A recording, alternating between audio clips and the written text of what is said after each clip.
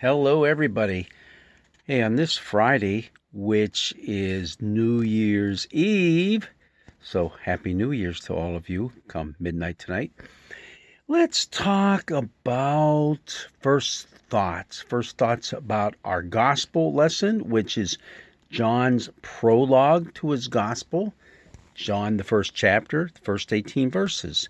And it's an interesting thing. Now, a prologue, we all know, is the first words, the words that come before what's coming. And in Greek literature, this was pretty important because it helped to set the scene and the stage for the audience that is reading this work. And it helps them to get involved in it. And that's exactly what John's prologue does. It's a masterpiece of Greek literature, but it's also beautiful for you and for me as it talks about our relationship with God. And I have the prologue in front of me on my computer screen, but I just wrote down a couple of things here that kind of popped into my mind. How about in the beginning? Yeah, in the beginning of the prologue, because that's how the prologue starts. In the beginning was the Word. Wait a minute. In the beginning, God created the heavens and the earth. Hey, it's the same. You see what it does? It draws you into the history of God with his people Israel. Right there, smack dab, in the beginning, at creation. Pretty awesome. In the beginning was the Word. The Word was with God. The Word was God. How about this little bit later? The life was the light of people, and the light shines in the darkness. The light shines in the darkness. So, Jesus, as light of the world, cuts through that darkness because the darkness doesn't overcome it. The darkness did not overcome it. Then we have there a individual who was called to witness to that light of the world. Witness to Jesus.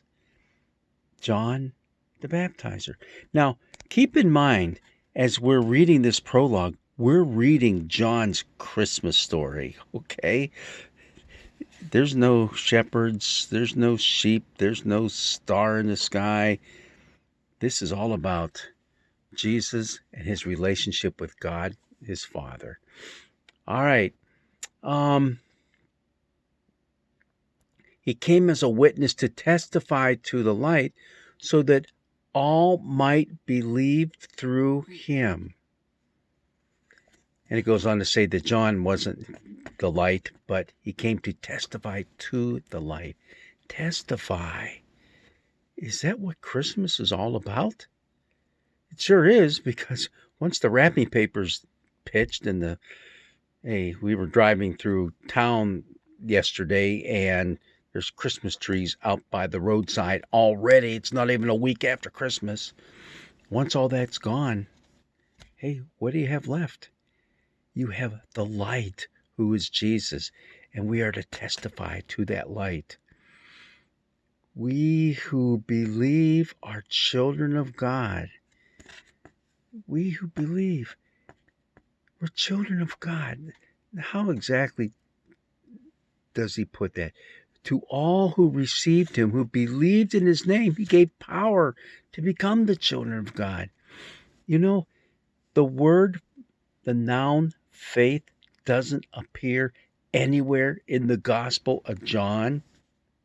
However, the verb, which is based on the same root as the noun is pisto, and the verb is pistuo.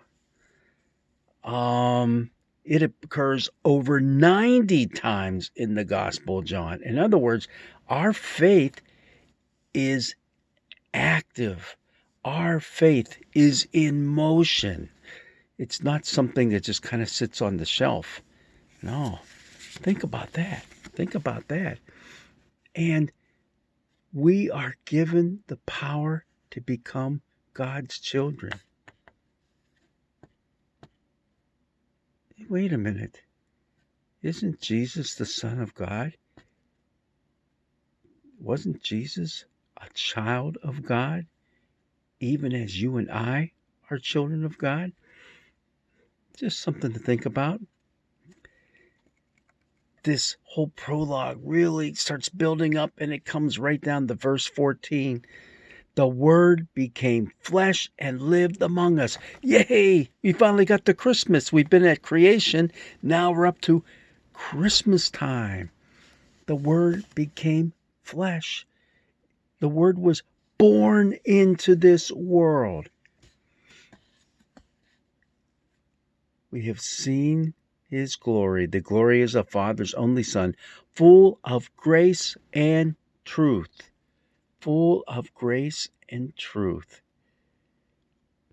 And then later on it says, for from His fullness we've all received grace upon grace. The law indeed was given through Moses. Grace and truth came through Jesus Christ. I mean, the word grace permeates the prologue. And that's the only place that it appears in the Gospel of John.